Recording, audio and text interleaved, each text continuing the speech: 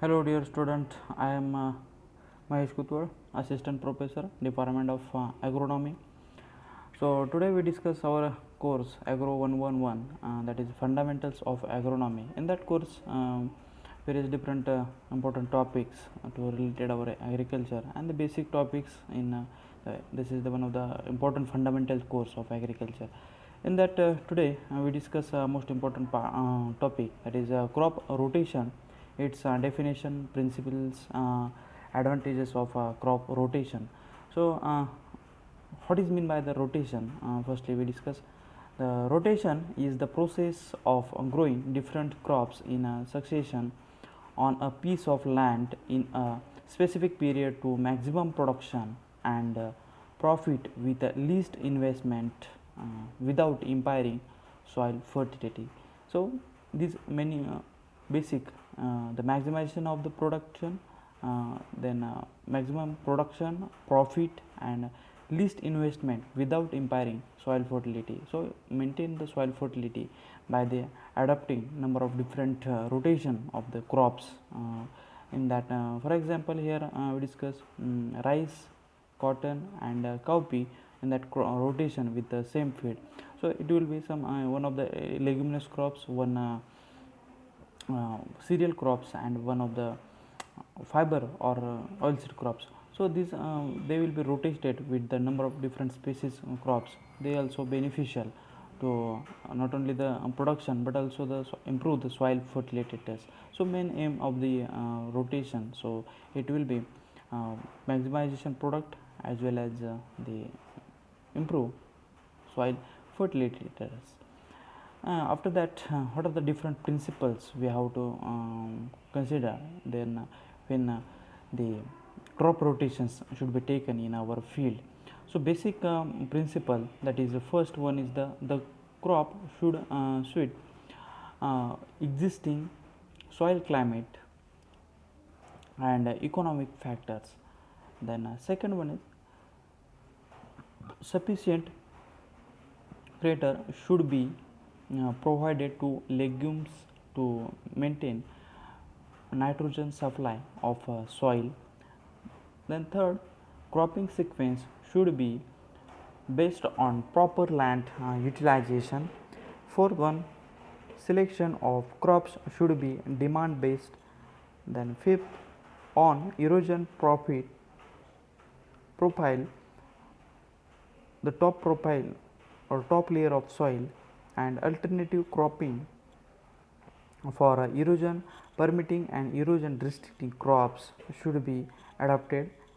Then it should be provide crop rotation should be provide sufficient employment to labor and also family labors. These are the basic principles. Then seventh number principle, rotation should be so arrange to make sufficient utilization of available resources, machines, and equipments available with farmer, effective utilization of all things. Then 8 number, in dry farming area, drought tolerant and lodging and flood prone area crop to learn to water stagnation should be selected. So any resistant crop should be selected in rotation. Okay, so this rotation also beneficial and that adverse condition of climatic and soil factor. Then ninth number, tap root crops should be followed by fibrous root system crops to make the uniform use of nutrients. So number of different crop root system of the different crops, they will be capacity to uptake nutrient from the different level of soil. So we have to adapt this taproot system and followed by the fibrous root system, so beneficial effect. Then 10 number, more exhaustive crops like maize or sunflower and any of the fodder crops or most of the cereals are more exhaustive crops as compared to leguminous crops, should be followed by less exhaustive crops which are the leguminous crops. to maintain nutrient balance of soil. So this basic principle here. Then 11th number principle of rotation should be provide refuges and pass to the grasses to livestock keep on the farming. So they will be such a provide a fodder for the animal cattle feeds, and they will be utilization of raw material or straw of that particular field in economic products. So crop is belonging to same family should be grown as succession is avoided because of their incidence of pest disease and weed infestation is more as compared to different belonging to family when we selected in our growing in our field. So these are the number of 12 different principles related with the crop rotation. So we can if effectively utilization of these principles when we select the rotation, so maximization of our product and profit. So basically in that pictures chart we discuss rotation adapted in a different soil and regions. So basically in that soil and region, then double cropping system and intercropping system should be adopted in a crop rotation. So according to their locality availability of their such conditions, the vertisols and related soils these in Madhya Pradesh. So soybean and safflower, this can be adopted or growing. Then maize and plus soybean plus pigeon pea, this cropping system should be adopted. Then Bundelkhand, Uttar Pradesh, so sorghum, chickpea, black gram, mustard, safflower, this cropping system should be adopted. Then pearl millet, fodder, legumes, and sorghum plus pigeon pea plus green gram, this cropping system should be adopted. Then Vidarbha region in Maharashtra, groundnut, safflower, and groundnut in Kharif season, safflower in Rabi seasons. So sorghum in Kharif or safflower in Rabi seasons.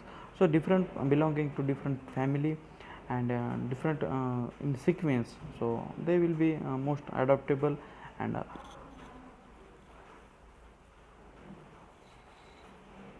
give more benefits from that cropping system. In southern Maharashtra and Rajasthan, the green gram in Kharif season, sorghum, Rabi sorghum, and safflower we can take in that. So number of different intercropping system. This is because of southern Maharashtra. This is belonging under the water rainfall shadow zone. So we have to adapt the intercropping system in that particular area. So cotton plus green gram, sorghum plus green gram, pearl millet plus green gram, then sorghum plus green gram, cotton plus pigeon pea. A number of different intercropping systems should be adopted in southern Maharashtra. Then north and central Karnataka, the cowpea in Kharif and Rabi in sorghum. So green gram plus safflower, this also intercropping system, sequence cropping system.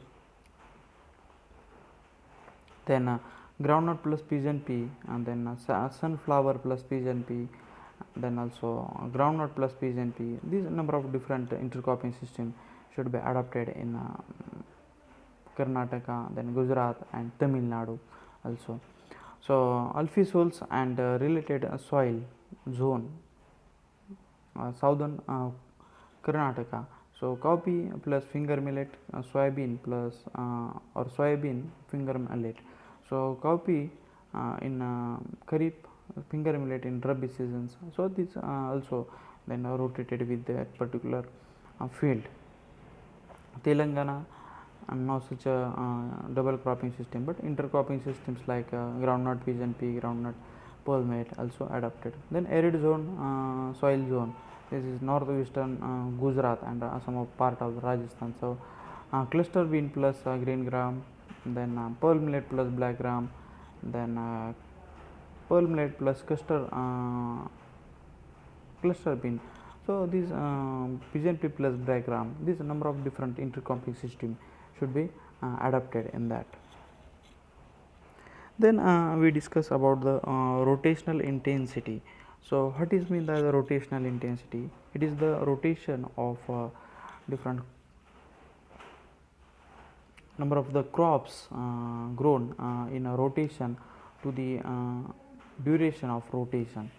So basically in that formula we discuss the rotational intensity in percentage. So Ri, that is rotational intensity, is equal to number of crops grown under in a rotation, then duration of rotation into 100. So this example, it if 8 crops is grown under 2 rotations, calculate the rotational intensity. So this rotational intensity is equal to 8 divided by 2 years of rotation, so into 100, so 400 percent. This is the rotational intensity, means one 4 crops or 400% is rotational. One crops in 1 year, this is the 100% rotational intensity, but more than 2 crops in 1 year, so they will be increasing the percentage of rotation. Then this is the one of the important parts. Then what are the different advantages of rotation? So it supplies various needs of farmers and these cattles. Then also send best use of available resources is possible. And then third one is the diversification of crops helps in reducing the financial loss due to the market or unavailable weather condition. Then fourth one is the proper choice of crops help to prevent soil erosion. So this also one of the important advantages here.